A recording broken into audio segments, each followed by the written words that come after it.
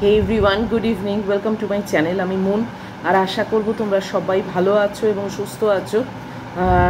আমিও এখন সুস্থ আছি। সকাল থেকে প্রচণ্ড মাথা ধরেছিল, যে কারণে সকাল থেকে কোনো ভিডিও আমি শ্যুট করতেই পারিনি। আসলে রোজ না রাত্রির বেলায় ভোরের দিকে এই 3:15-20 থেকে আমার ঘুমটা না রোজ ভেঙে যাচ্ছে। তারপরে আবার এই 3:30 পৌনে 4টে নাগাদ ঘুমিয়েও পড়ি। কালকে সেই ঘুমটা আর একেবারেই হয়নি। অনেক রকম ব্যাপার, এই একটু মোবাইল খুলে দেখছি, এই করছি সেই করছি, এই করতে করতে ঘুমটা একদম চটে গেছিলো। আর তারপর থেকে আর ঘুম হয়নি। বলতে গেলে কালকে রাত্রি 3:15-20 থেকে সমানে জেগে আছি, জেগেছিলাম আর কি। যে কারণে সকাল থেকে আমার না খুব মাথাটা ভার হয়েছিল। আর তারপরে তেমনি ওয়েদারের অবস্থা ডিপ্রেশন হয়েছে, পুরো অন্ধকার ঘরদোর। তাই আর ক্যামেরাটাকে অন করতে ইচ্ছেও করেনি, আর পারিও নি। ঠিক সেই জুতের ছিলাম না। তো এখন চা নিয়ে বসে পড়েছি। আজকে হচ্ছে 12 সেপ্টেম্বর, আর এখন বাজে সন্ধ্যে 6টা। এই দেখো,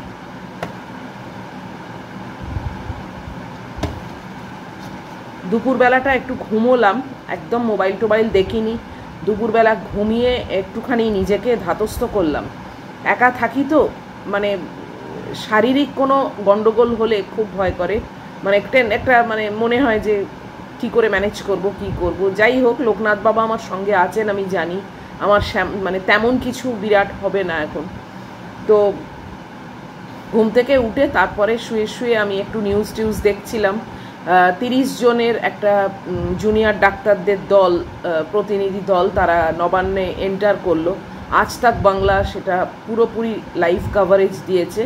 তো সেটাই দেখছিলাম। এবার মমতা বন্দ্যোপাধ্যায়ের সঙ্গে, আমাদের চিফ মিনিস্টারের সঙ্গে আলোচনায় বসবে, এবং তারপর কি আলোচনার থেকে বেরিয়ে আসে সেটাই দেখার। কেননা অনেক কিছু ব্যাপার আছে এই আলোচনার মধ্যে, অনেক কিছু ডিসকাশানে জুনিয়র ডাক্তাররা যেতে চান। তো সেটা তো তোমরা নিশ্চয়ই জানো, এগুলো নিউজ নিশ্চয়ই ফলো করছো। এখন এই সময় নিউজ ফলো করে না এরকম কেউ আছে বলে তো কি জানি, আমার ঠিক জানা নেই।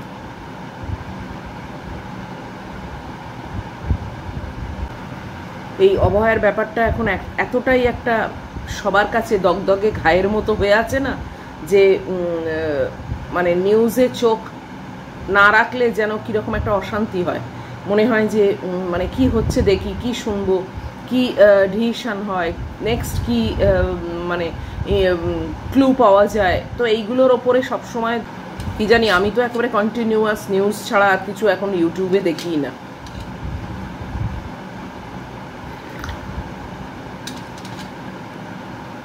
দেখা যাক আজকে আলোচনার মাধ্যমে কি বেরিয়ে আসে, এবং ওদের যে ডিমান্ড, সেই ডিমান্ডগুলো কতটা বাস্তবায়িত হয় সেটা দেখবার আশায় আছি। আর সকাল থেকে আজকে ওয়েদারটাও এত খারাপ, বৃষ্টি যে সেই অর্থে বিরাট হয়েছে তা কিন্তু নয়, কিন্তু ভীষণ ক্লাউডি, অন্ধকার, একদম ঘরদোরের অবস্থা পুরো অন্ধকার। মাথা যদি নাও ধরতো তাহলেও যে কি দেখাতাম আমি জানি না। আর আজকে লাঞ্চও আমি তোমাদেরকে সঙ্গে নিয়ে করিনি, নিজে নিজেই খেয়ে নিয়েছি, কেননা ভালো লাগছিল না। কীরকম একটা মাথা টাথা জাম হয়েছিল। আর রান্না কিছুই করিনি আজকে, আলু সেদ্ধ, ডিম সেদ্ধ, ভাত আর ডাল সেদ্ধ, ব্যাস, সবই সেদ্ধর ওপর।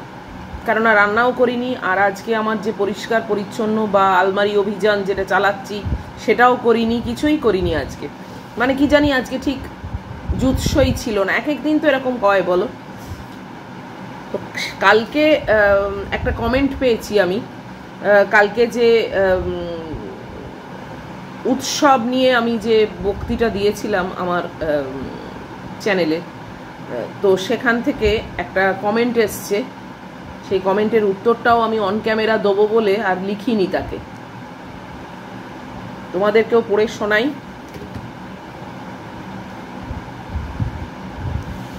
আজকেও এই ছোটোখাটো একটা ভিডিও রাখছি চায়ের আড্ডায় তোমাদের সঙ্গে। এই কমেন্টটা লিখেছে পৃথা ব্যানার্জি। পৃথা রেগুলার আমাকে লেখে। মুন, মণিপুরে যখন ওইভাবে মেয়েদের রাস্তায় ঘোরানো হয়েছিল, কিছু অতি খারাপ ঘটনা ঘটেছিল দেশের কিছু মেয়ের কপালে, আমরা তো তারপরেও হই হুল্লোড় করে পুজো উদযাপন শপিং করেছিলাম, তখন বন্ধ রাখিনি তো। তারাও তো আমাদের দেশের মেয়ে। কদিন আগে বোলপুরে যে ঘটনা হলো, স্কুলে ঢুকে দুটো ছোট বাচ্চার ওপর টর্চার, কই তাদের জন্যে আমাদের কোনো অনুশোচনা নেই তো? সারা বছর ধরে নানান উৎসব পালন করে গেছি, আর সন্তান না থাকলে মা হওয়া যায় না, এটা কি ঠিক? এই কথা অনেক মাকে অপমান করে।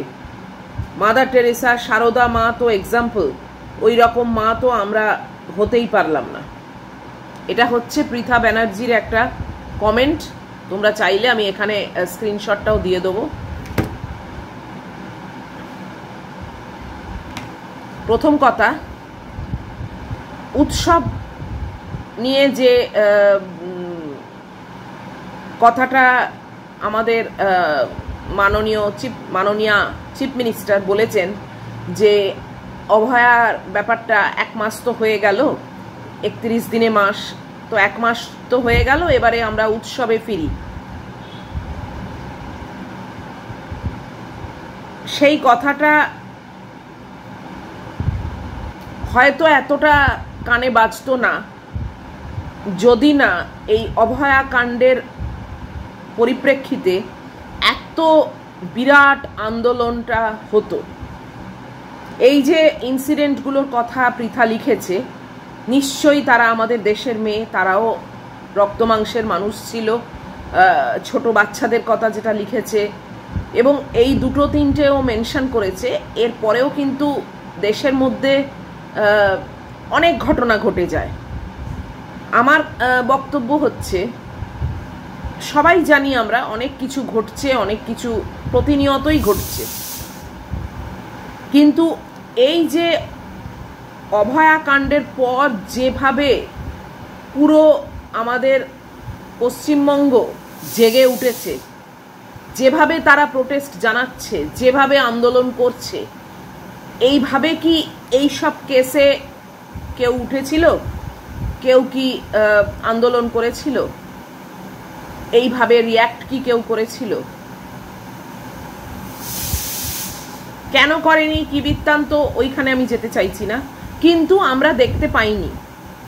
যে কারণেই হোক আমরা দেখতে পাইনি। করা উচিত ছিল, অবশ্যই করা উচিত ছিল। আমি বলবো কোনো এরকম কেসই একটার থেকে একটা কমতি নয় বা কম বেশি এসব নয়, সব কেসই সেম। এটা অনেক আগের থেকেই করা উচিত ছিল, কিন্তু করা হয়নি কোনো কারণে। মানুষ এতটা তেতে ওঠেনি। আজকে মানুষ রুখে দাঁড়িয়েছে, মাথা তুলে দাঁড়িয়েছে, ঘুরে দাঁড়িয়েছে। হয়তো এতগুলো কেস দেখবার পর এত দিনে হয়তো মানুষের টনক নড়েছে, এটাই বলবো।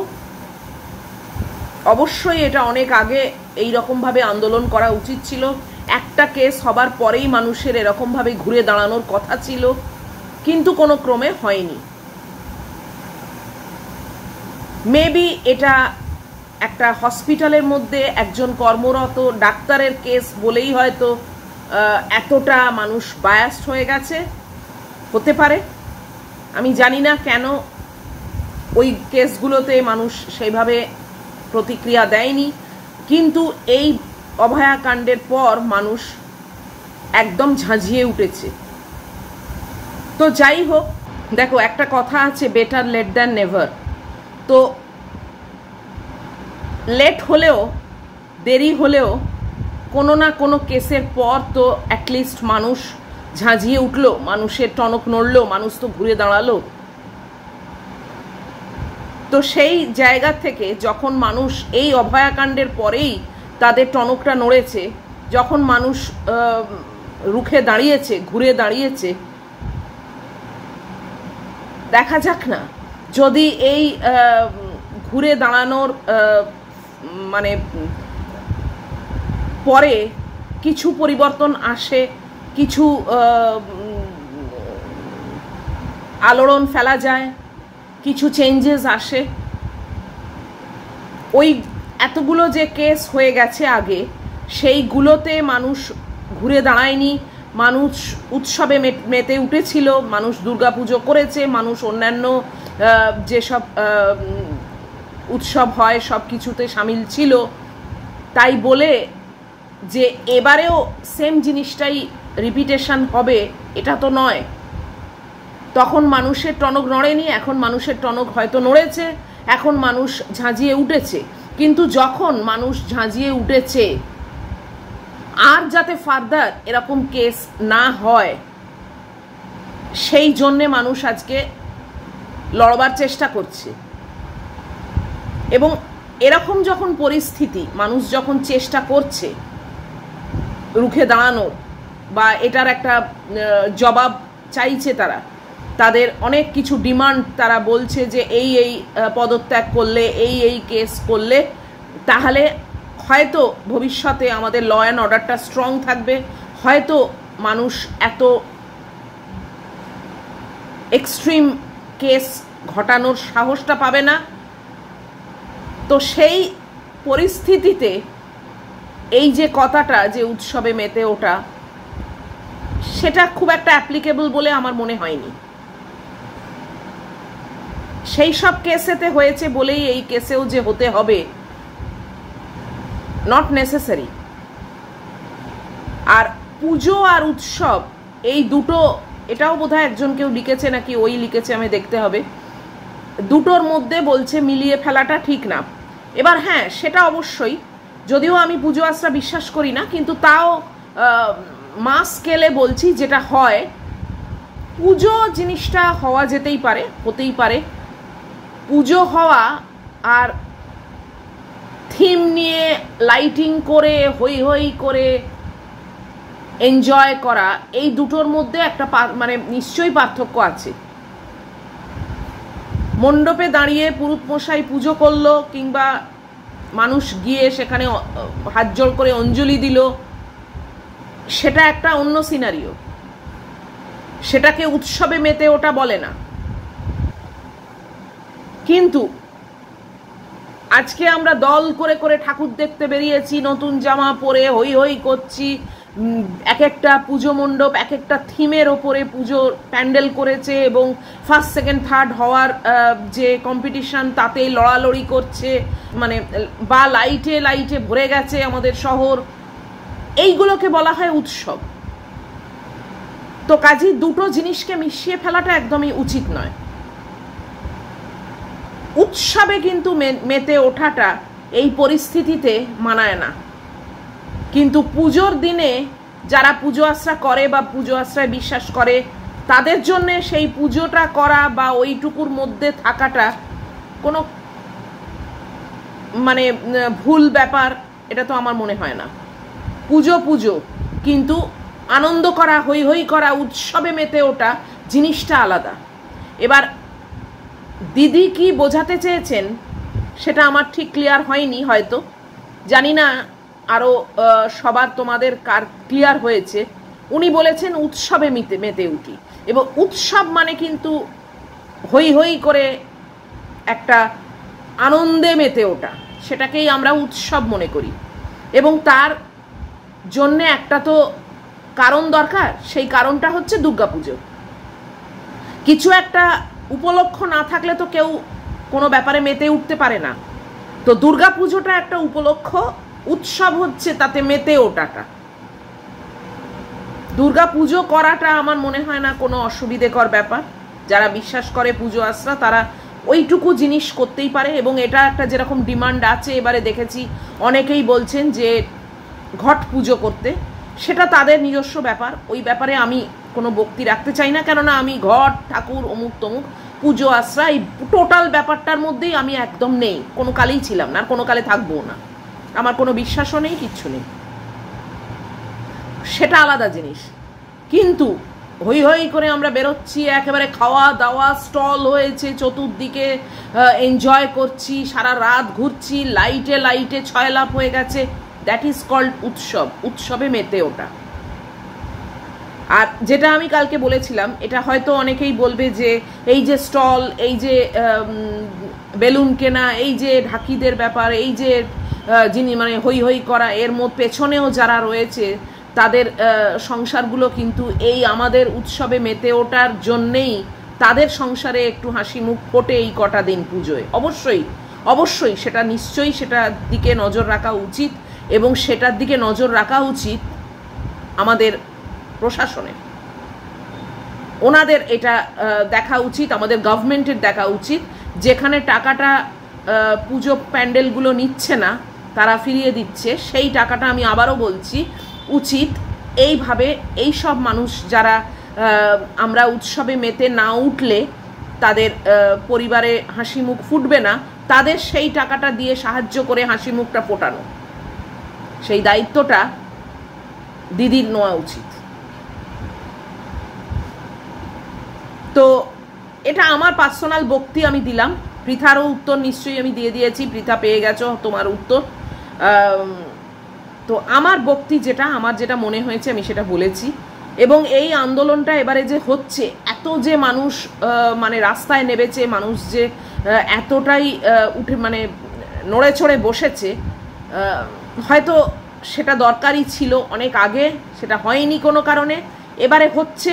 এটাকেই সাপোর্ট করা উচিত, এটাকেই সাপোর্ট করা উচিত। একটা না একটা সময় এটা হয়ে জিনিসটাকে যদি বন্ধ করে দেওয়া যায়, আগে হয়নি বলে আজকেও হবে না, বা আগে করিনি বলে কালকেও করব না, এটা তো ঠিক ডিসিশন নয়, তাই না?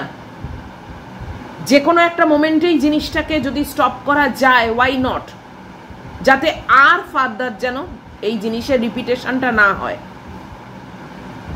যে কেসগুলো হয়ে গেছে সবগুলোই খুব দুঃখজনক, খুব দুঃখজনক, হওয়ার কথা ছিল না, কিন্তু হয়েছে, এখনো হচ্ছে। কিন্তু যদি কোনোভাবে ল অ্যান্ড অর্ডারটাকে মানুষ, পাবলিক এরকম আন্দোলনের মাধ্যমে স্ট্রং করতে সক্ষম হয়, যদি কোনোভাবে আমরা আর কোনো কেস ঘটানোর থেকে একটা দাড়ি কেটে দিতে পারি, তাহলে হোয়াই নট। যাই হোক, অনেক জ্ঞান হয়তো তোমাদের মনে হচ্ছে মন দিচ্ছে, কিন্তু তা না, জ্ঞান নয় এটা। আমি আমার বক্তৃতা স্পষ্টাস্পষ্টি বলতে পছন্দ করি। আমি মানে খুব খোলা মনের একজন বক্তা। আমার মনে যেটা হয়, আমার যেটা কি বলবো, আমার যেটা বক্তি, আমি সেটা সবসময় একদম ওপেনলি শেয়ার করতে প্রস্তুত থাকি। এরকম নয় যে বাবা কি ভাববে, কে কি বলবে, কি হবে, আমি শেয়ার করব না। থাক, এই কথাটাই যদি প্রত্যেকে মনে করে যে আমরা নিজেদের বক্তৃতাকে শেয়ার করি, নিজেদের একটা স্টেপ এগোই, তাহলে হয়তো অনেকটাই আমাদের সোসাইটিটা উপকৃত হবে। যাই হোক, অনেক বকবক করে ফেলেছি। আজকে একটা ছোট্ট লেখা আছে আমার কাছে, সেইটা ইচ্ছে আছে তোমাদের সঙ্গে শেয়ার করার। বকবক করতে করতেই জানি না কতটা টাইম চলে গেল। তো আমি রেখে দিয়েছিলাম এটা তোমাদের সঙ্গে শেয়ার করব বলে। তো চলো এটা আজকে তোমাদের সঙ্গে শেয়ার করি। এটার নামটা হচ্ছে ডিভোর্স। খুব একটা বড় না। আজ সকালবেলায় ছাদের গাছে জল দেওয়ার সময় গুনগুন করে গান গাইছিল শ্রীমন্তী। হঠাৎ দেখলেন গেট খুলে তার মেয়ে শ্রেয়া হনহন করে বাড়িতে ঢুকলো, সাথে বড় বড় দুটো ব্যাগ। মুখ ভার, বুঝলেন কোনো ঝামেলার আভাস। বিয়ে হয়েছে সবে 7 মাসের মধ্যে কি এমন হলো যে, যাই হোক, শ্রীমন্তী তাড়াতাড়ি নিচে নেমে এলেন ছাদ থেকে। সবটুকু শুনে যা বুঝলেন, প্রেমের পর বিয়ে হওয়ায় এক্সপেকটেশন ছিল প্রচুর, কিন্তু বিয়ের পর কঠোর বাস্তব সেই ভুলটা ভাঙিয়ে দিয়েছে। যাই হোক, গৌতমবাবু এসব শুনে মেয়ের দুঃখে প্রচণ্ড ভেঙে পড়েছেন, রাগারাগি করছেন ভীষণ। তার মেয়েকে এত কষ্ট দেওয়ার সাহস হয় কি করে অর্কর?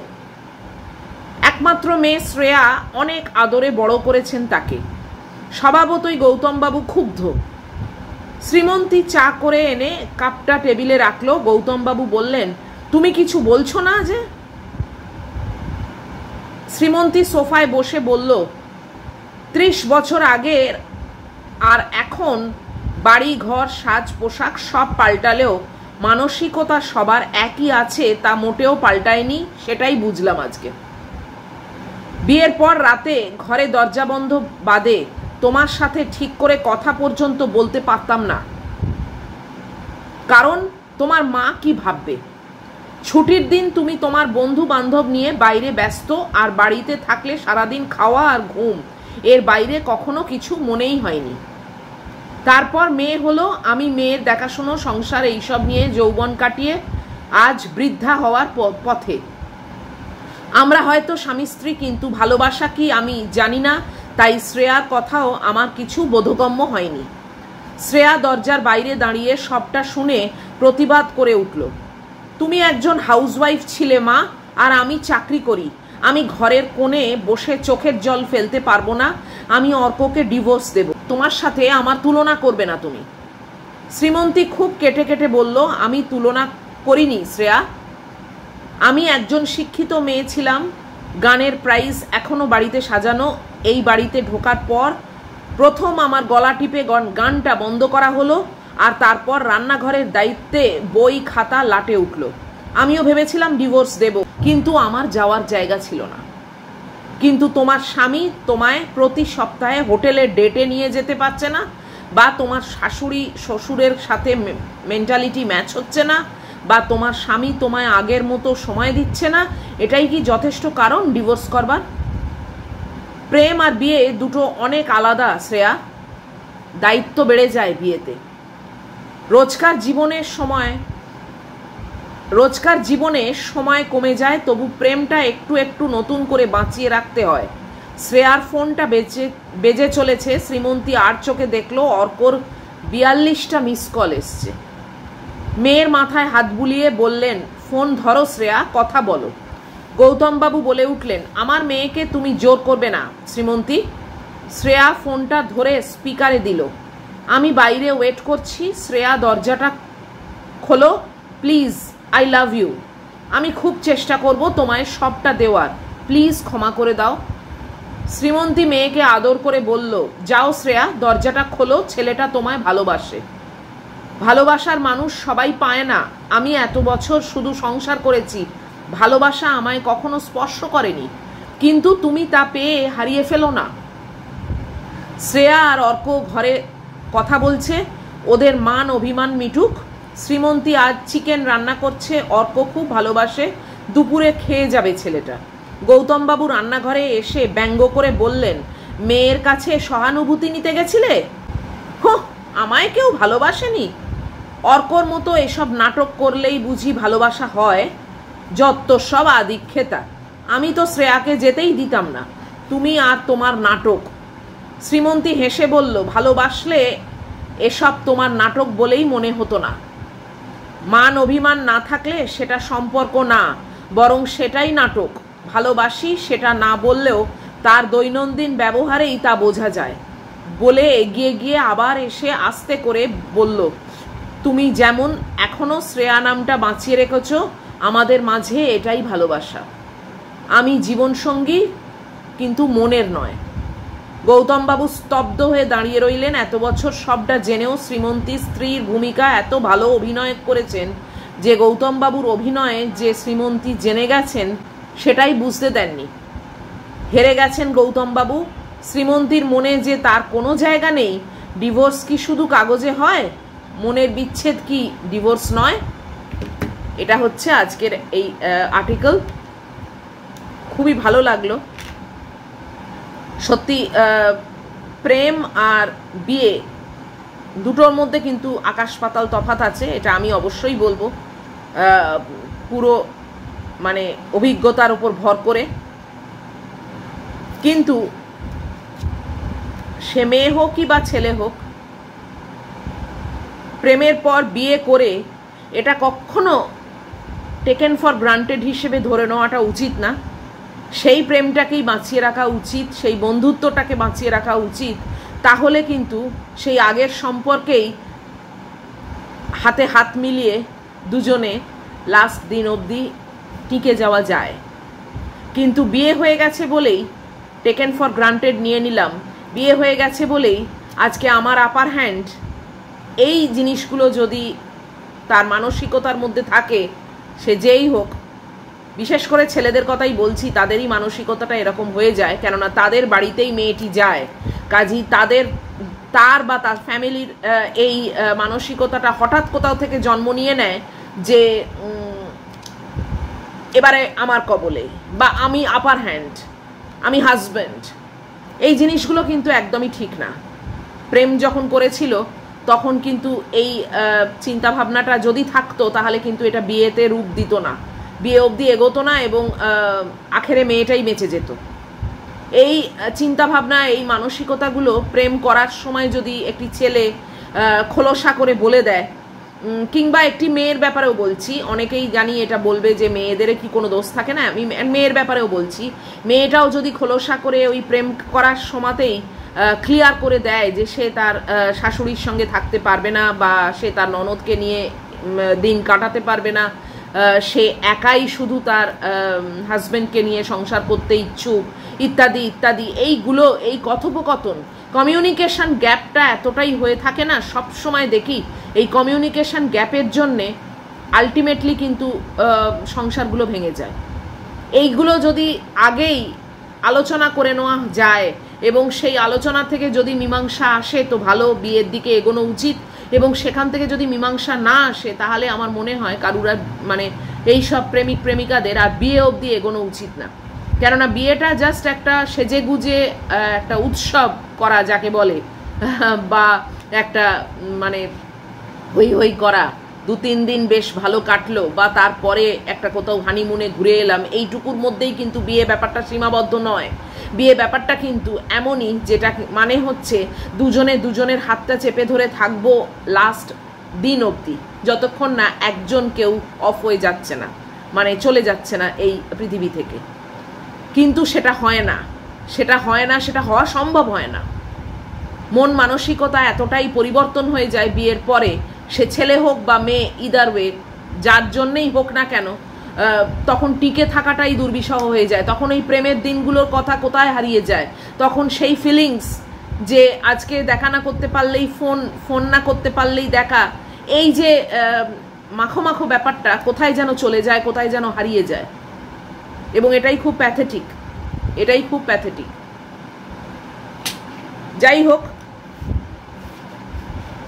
এটা অর্ক ছেলেটি খুবই ভালো, যে কারণে সে আবার মিটমাট করে মানে বলেছে যে আমি তোমাকে ভালোবাসি এবং আমি চেষ্টা করব তোমাকে খুশি রাখার, ইত্যাদি ইত্যাদি। এই কথাগুলো কিন্তু অনেকটা মলম দিয়ে দেয়, জানো তো, কাটা ঘায়ের ওপরে অনেকটা মলমের প্রলেপ দিয়ে দেয়। কিন্তু এই কথাগুলোই প্রচুর ছেলে তার নিজেদের ইগোটাকে মেনটেন করবার জন্য বলতে চায় না।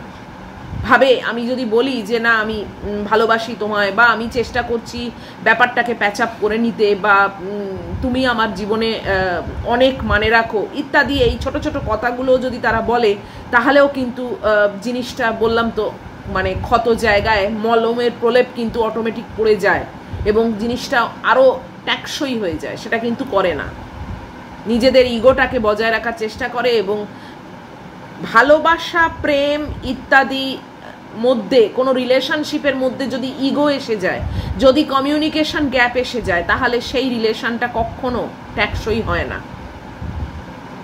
কখনো ট্যাকসই হয় না। যারা তোমরা অভিজ্ঞ আছো, যারা তোমরা অলরেডি এক্সপিরিয়েন্স করেছো, আমি কথাগুলো অবশ্যই সব এক্সপিরিয়েন্সের থেকেই বলছি, তোমরা যারা অনেকেই এক্সপিরিয়েন্স করেছো, অনেকে হয়তো বেরিয়ে গেছো, অনেকে হয়তো মুখ বুঝে অগতির গতি টেনে যাচ্ছ, তা তোমরা নিশ্চয়ই কমেন্ট বক্সের মাধ্যমে জানাবে যে আমি কি ভুল বললাম না ঠিক বললাম। আমার এগুলো বক্তি, আমার এগুলো মনে হয়। তো যাই হোক, তো আজকে অনেক বক বক করলাম। আমার চা শেষ, একটুখানি পড়েছিল, সেটাও ঠান্ডা জল হয়ে গেছে।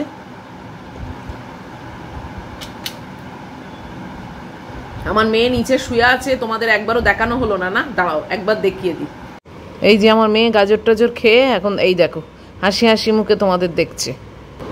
তো আমার মেয়েকেও তোমাদের দেখিয়ে দিয়েছি, নাহলে জানি এক একজন লিখবে যে আজকে ম্যাগিকে দেখা হলো না, তো তাই ম্যাগিকেও দেখিয়ে দিলাম।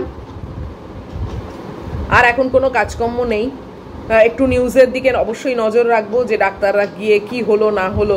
এত তাড়াতাড়ি নিশ্চয়ই হবে না, হয়তো জানি না, দেখা যাক কি বেরোয়, তারা কিভাবে কি আলোচনা করেছে না করেছে সেই সংক্রান্ত কি খবর পাওয়া যায় সেদিকে একটু নজর রাখবো। আর এই ভিডিওটাকে এবারে শেষ করে দিচ্ছি। যদি তোমাদের আজকের এই আলোচনা ভালো লাগে, যদি আজকের এই চায়ের আড্ডা তোমাদের সঙ্গে যাকে বলে আর কি, তো সেটা যদি আজকে ভালো লাগে এবং আমার যে বক্তিগুলো পৃথার উত্তর হিসেবেই বলো আর এই আর্টিকেলটা হিসেবেই বলো, তোমাদের যদি মনের মতো হয় বা তোমাদের যদি কোনো রকম এটা মানে মনে হয় যে ঠিক নয়, ইদার ওয়ে তোমরা অবশ্যই কমেন্ট বক্সের মাধ্যমে জানাতে পারো। আর ভালো লাগলে অবশ্যই লাইক, শেয়ার, কমেন্ট আর সাবস্ক্রাইব তো করবেই। দেখা হচ্ছে তোমাদের সঙ্গে আবার পরের ব্লগে। টিল দেন তোমরা খুব ভালো থেকো। আর হ্যাঁ, অনেকে বলতে ভুলে যাচ্ছি, অনেকে আমাকে বলছো যে কালকে যে জামাগুলো দেখিয়েছি তার লিঙ্ক শেয়ার করতে। আমি কালকের যে ভিডিও তার ডেসক্রিপশন বক্সে সব লিঙ্কগুলো দিয়ে দিয়েছি, তোমরা প্লিজ দেখে নিও, যাদের যাদের ইচ্ছে তারা দেখে নিও। তো দেখা হচ্ছে পরের ব্লগে। টিল দেন তোমরা খুব ভালো থেকো, সাবধানে থেকো, লাভ ইউ অল।